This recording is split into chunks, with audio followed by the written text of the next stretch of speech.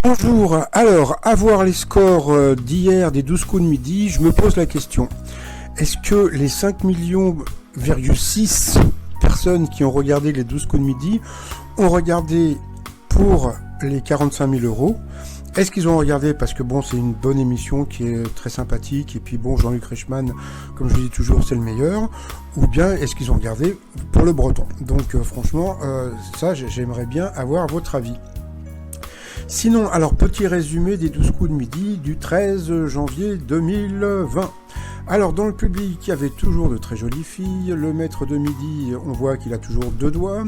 Donc pour l'instant, il avait 213 911 euros à son compteur. Alors aujourd'hui, c'était une spéciale, toute la semaine je pense, ça va être une spéciale des pièges jaunes. Donc avec Anne Barrère, dont le papa était un très grand réalisateur des années 60, je crois. Donc elle s'occupe depuis plus de 30 ans des pièges jaunes avec Madame Chirac. Et puis depuis peu, c'est Brigitte Macron qui a repris les rênes. Donc mon t-shirt BM de Brigitte Macron. Donc voilà, je donnerai une partie des ventes pour les pièges jaunes.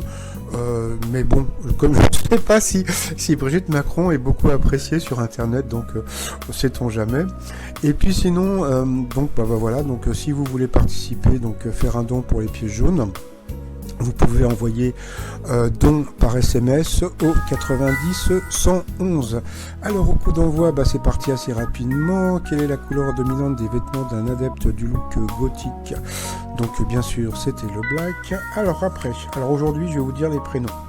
Vous aviez la très jolie Charline de l'Orne, vous aviez le très sympathique Michael de Brest, encore un breton, et vous aviez le très mignon Romain des Hauts-de-Vienne. Alors, pour la jolie Charline, qui est en duo avec Ed Sheeran sur la chanson Blau, eh bien c'était Bruno Mars. Après, il y avait Michael de Brest qui avait une particularité, c'est qu'il avait une voix un peu féminine, il nous a raconté un petit peu tous les déboires qu'il pouvait avoir dans sa vie de tous les jours avec sa voix, je ne dirai rien.